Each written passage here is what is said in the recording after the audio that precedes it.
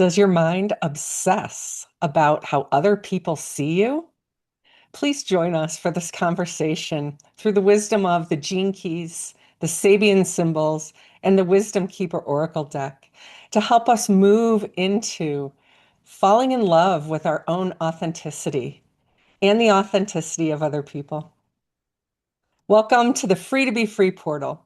I'm Julia Ananda, your host, and I'm here with Mystic Margaret Miller, and she's going to lead us through her insights on the energy of the week and weave together all of these wisdom traditions for us. Margaret, I'm so happy to be here with you for this conversation.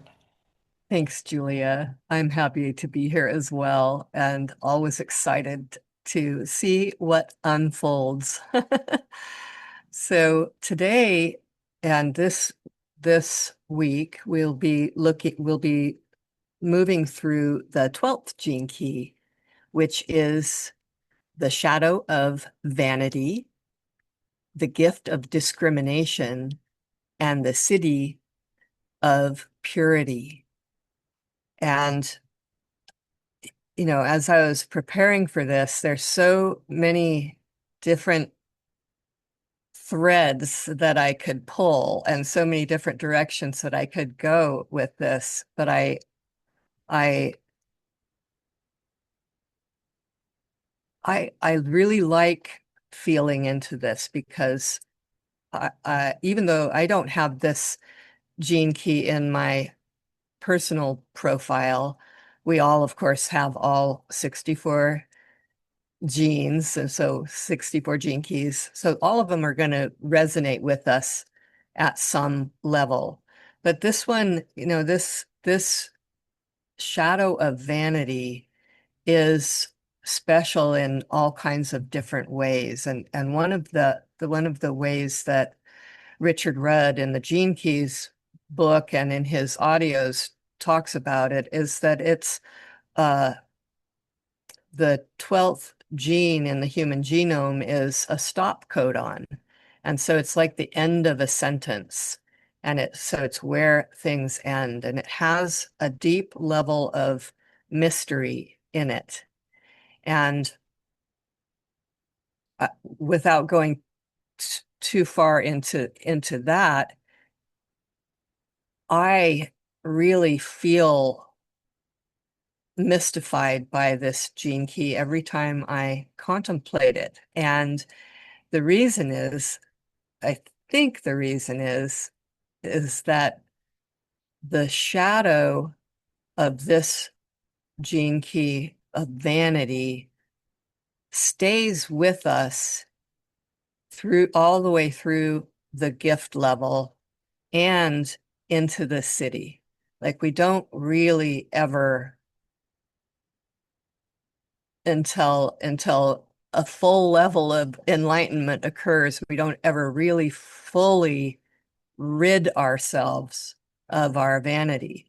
And it's a part of human nature, and it's a part of our um, illusion of separateness. And so we do care about how other people see us, how we look, how we appear, how we sound, how we come across, what we have, what we look like, all of the different, so many different levels of vanity that we have and that everybody has.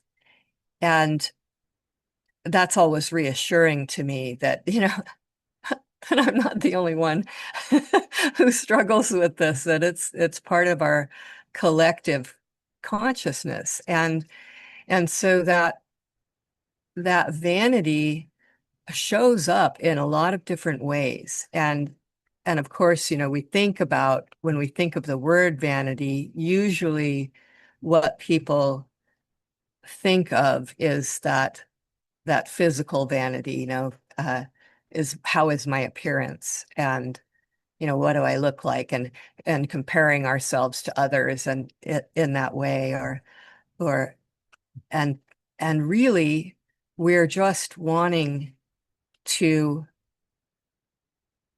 be in love, and this is it's a great invitation. Be in love with our own authenticity, like you mentioned in that, and to be um, our own uniqueness, because each of us, even though we are really truly one consciousness and one, there's only one being, yeah, that even though that is the ultimate truth, we still have these physical forms and we still have a unique expression and a unique spark of divinity, each one of us. And so to be in love with that and to want to cultivate that is a beautiful thing. And and all of the shadows, right? All of the shadows of the 64 gene keys have to do with this illusion of separation and fear, and so the shadow of vanity is being afraid that other people can hurt us somehow, or that they can take away our freedom, or that they can stamp out our uniqueness somehow. And so as we move in our quest for higher consciousness, or our quest for self-improvement, or whatever, whatever level of activity we're at in terms of the evolution of our being here in this physical realm, we are we learn then to start to discriminate. And this is the gift of discrimination here. So from the shadow of vanity to the gift of discrimination. And the gifts in the gene keys are always about some level of genius. Like a gift is really our gift out into the world. Like, what do we have to offer out into the world? And so what is the gift of discrimination? These are interesting words always, it's they sound like one thing, but they can mean something completely different. And so here, discrimination is being able to tell the difference between what is real and important and what is not, and what is just part of that illusion of separation. And so we start to work on our own selves. We start to, instead of caring so much maybe about what people think, or how we appear to others, we we go inside and start to discriminate between what what our mind is telling us that somebody else is thinking about us, which may be true or false, who knows, right? And instead uh work on how we respond to things. Like, even when somebody says something hurtful to us, we have the opportunity at this gift level to discriminate between what's real and false. And if it hits us, if it feels like it's wounding us, what somebody did or said, then what is it inside of us? What is the chord that's being struck? And can we recognize that this other person may or may not have the intention to, be hurtful? This is just one example, right? But even if they do, that's about them. Even if they did have some intention to be hurtful to us, that's coming from their own woundedness. And we have the opportunity to discriminate between what's theirs and what's ours. And the part that does strike a chord is just saying, you have something, I have something inside myself that is being activated by what they're saying or what they're doing. And that's mine to work with. right? And to cultivate then this this kindness and gentleness within myself that says it's okay, it's there. Even if they did mean to hurt me, they can't actually hurt me because I am part of them and I am part of the whole, and I actually cannot be injured by what anybody or says or does, or by circumstances in my environment. It's the truth is that, you know, we are these infinite beings of light and love. And even death does not damage that, right? And so the that vanity then can be put to use. And that was there's a line in there that I thought I was going to use as a quote, but I can't remember it exactly right now. But as we put our vanity to use in our lives, it becomes our genius or our art or our self-expression. And and then we, as we move even farther in this, we begin to uncover through this process of discrimination of what's mine, what's theirs, what's real, what's an illusion. We begin to uncover the purity of our heart, because that's what purity is that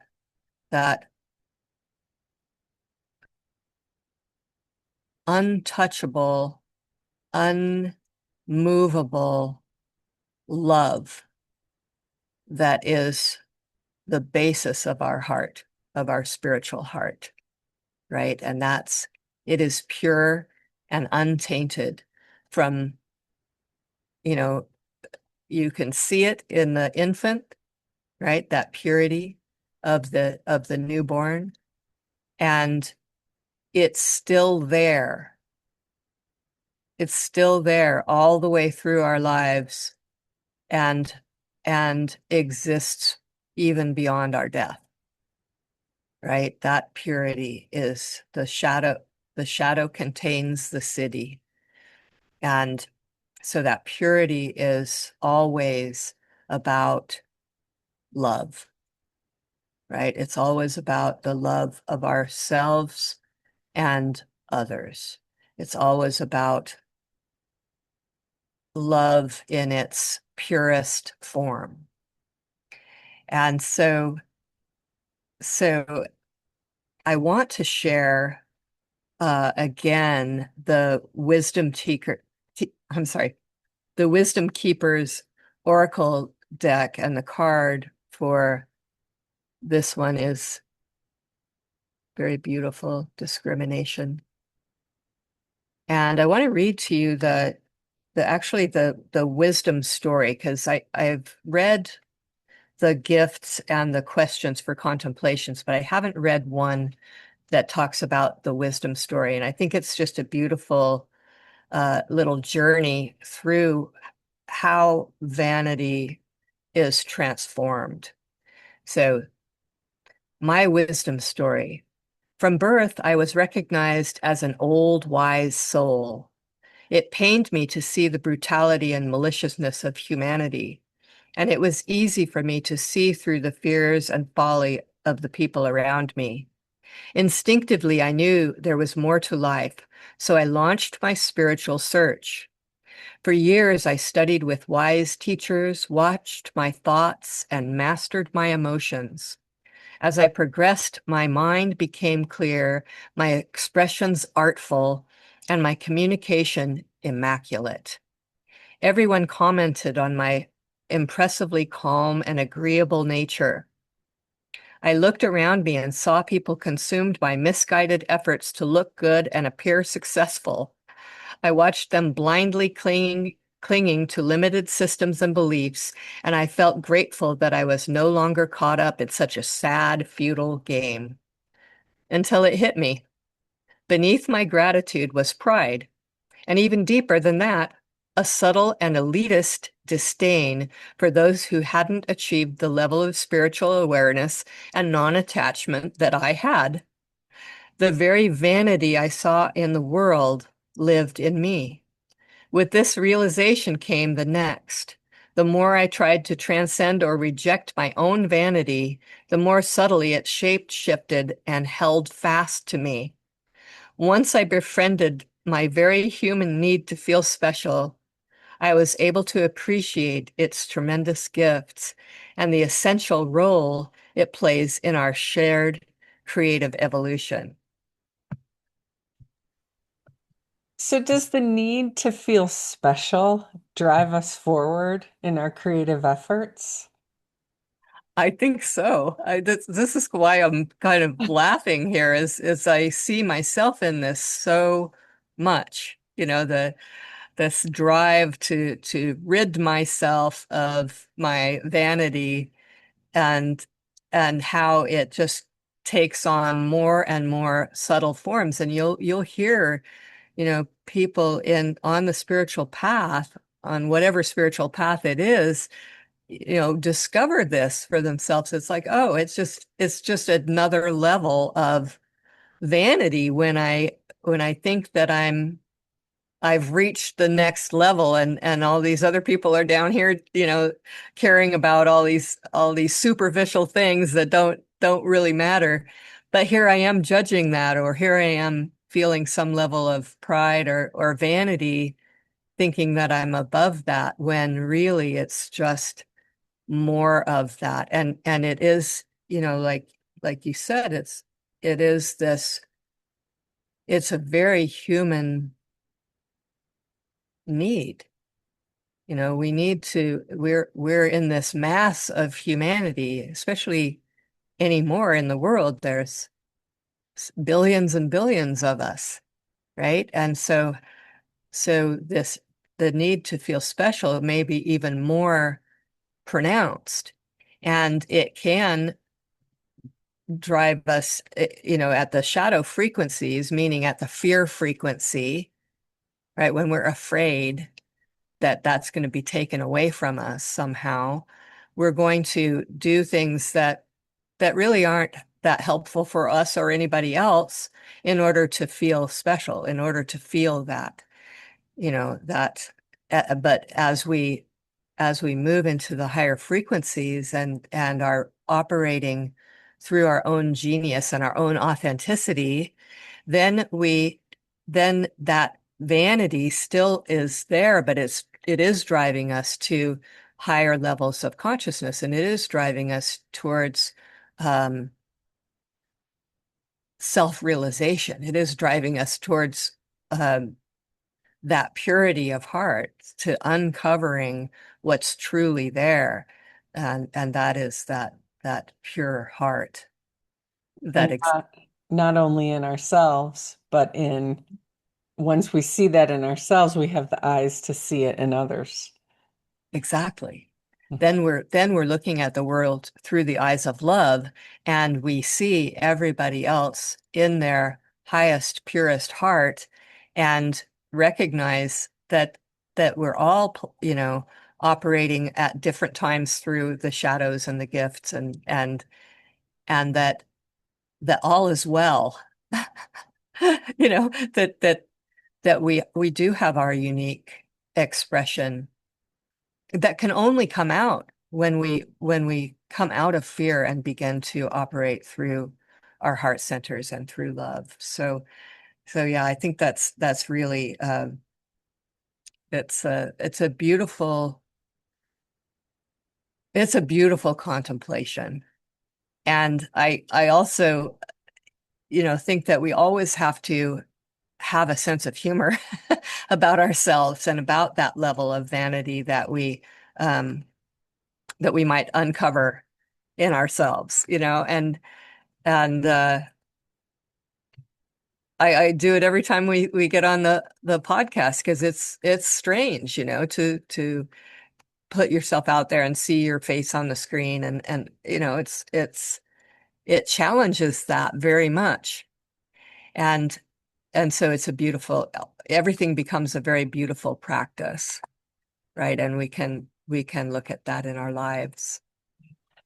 Margaret, you've talked about the fact that we can touch the cities, that citic state, we can touch it, maybe not hold it and be fully embodying it, but to touch it. Could you tell us what that might look like or feel like when we touch the city of purity?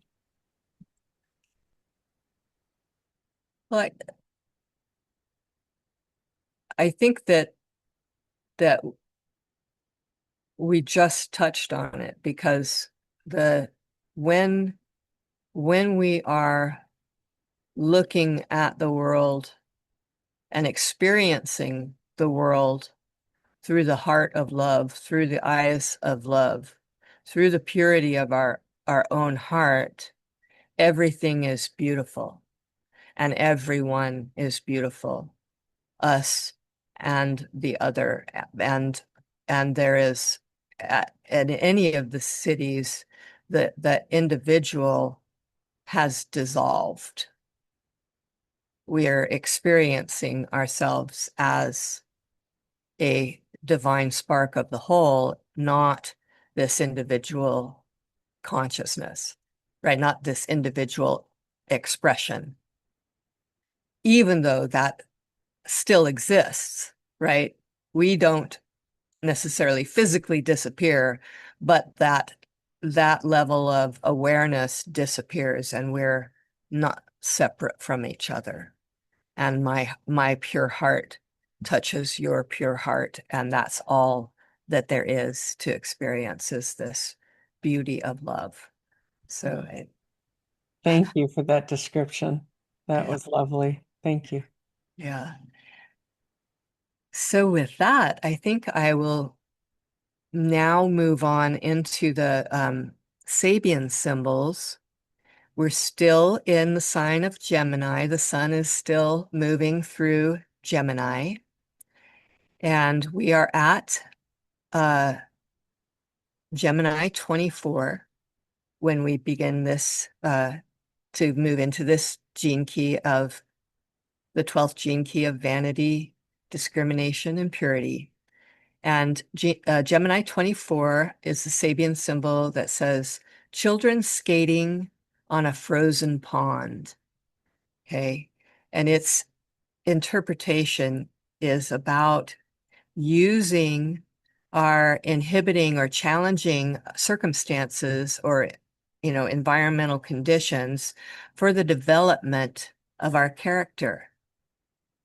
So it's kind of is like that, using the vanity to for our own personal or for our own development and our realization that everyone else is beautiful too and on this path, and refusing to be defeated, right? This like skating on the frozen pond is like it's it's frigid, it's cold, it's winter out there, but we're going to have fun anyway. And we're going to, we can't go swimming in the pond, but we can go skating on the ice. And so skating through, like that finding that rhythm in life that allows us to skate, to float, and to be, in authentic, in love, in authentic expression. So then Gemini 25, a man trimming palm trees. And this is about this, the interpretation talks about containing our wildness, applying wholesome limits to ourselves, using our power of discrimination to determine what needs to be pruned in our personality, in our life, in our work, in our in our environment, and what needs to be cultivated, right? So I thought that was a beautiful example of discrimination. Gemini 26, winter frost in the woods. And this interpretation has to do with ridding ourselves of the non-essential, finding and revealing the archetypal form of existence, finding truth in beauty and finding beauty in truth. So then Gemini 27, a gypsy coming out of the woods. Using our interactions in the outer world to further refine our consciousness and our being, recognizing that we can't be hurt by anything or out there or anyone. So you see the gypsy coming out of the woods. It's like, okay, I'm going to go interact with the city or the village or whatever, and bring my own unique expression out there, and and receive from that as well. So then Gemini 28, a man declared bankrupt. I always laugh when I come across one of these symbols, because if somebody has this as their life's work, Sabian symbol, or as I'm sorry, as their sun in their astrology chart, you know, if you have Gemini 28 and your Sabian symbol is a man declared bankrupt, you might feel a little bit put out. It might strike a chord of vanity in you, right? And I always laugh at this because I have a very negative sounding Sabian symbol in my astrology chart. And it was actually this shadow of vanity. This is a perfect segue because it's that shadow of vanity that drove me to understand the Sabian symbols. And I've spent years studying the Sabian symbols because of it, even in uh, Dane Rudier's books and some of the, Mark Edmund Jones, the person who came up with the Sabian symbols with Elsie Wheeler, um, refers to that particular Sabian symbol, which is coming up next, I think, next time, uh, as one of the most negative sounding symbols in the whole 360 symbols. And it's a man racing with a train it is killed at a crossroads. He's killed. It's a train wreck, basically. And I'm like, I'm a train wreck. Oh no. And so it caused me to dive more deeply into the wisdom and into what it was, so I could understand what it was about. So now I'm going to go back to this sort of negative sounding uh, Gemini 28, a man declared bankrupt. And it's the indifference, having indifference to failure and success, being supported through our trials and errors. Like, because our life is a process of trial and error, and but we are supported through the universe, that in those trials and errors. And it isn't until we make mistakes or have those failures that we see what needs to change and what needs to be cultivated and what needs to be let go of. And so it's this invitation to new beginnings, and it's like, it's okay, start over. And you're not really starting over because you hopefully have gained the wisdom through those successes and failures, right? And so I just think it's a beautiful example for this contemplation. So then Gemini 29, the first mockingbird in spring, the creative exuberance of the human soul in response to life experiences. Okay, so it's the joy of a fresh start and the purity of heart, right? The exuberance of that that first mockingbird in the springtime singing its beautiful song and expressing itself, expressing that joy and that pure love, that purity of heart. So So those are the Sabian symbols that go along with the 12th gene key. And I just feel like there's so much richness in this. And I really invite people to contemplate where vanity resides in your life, where where are you finding yourself unable to let go of of what other people think of you, or even just thinking that somebody else can hurt you, and where are we in judgment of other people's um lack of consciousness, or where are we thinking that we're better than someone else, instead of, oh, here we are all together as this consciousness that's attempting to evolve into these higher and higher frequencies, right? And just look at that and be really gentle with yourself. And how can you utilize that vanity to express yourself more artfully, or to, in some form of art or music, because it is one of the gene keys that's very much associated with our voice and our creativity, our creative self-expression. So that's my invitation. Oh, I love that invitation. And I love the invitation to fall in love with our own authenticity. And when you were describing the Sabian symbol where the man is declared bankrupt, I thought also falling in love with our own path, with our own journey, with our own experiences, all of them. Yeah, Yes. yeah, yeah. Oh, Margaret, this was wonderful. Thank you very much for bringing your wisdom and insights to the energy of this week.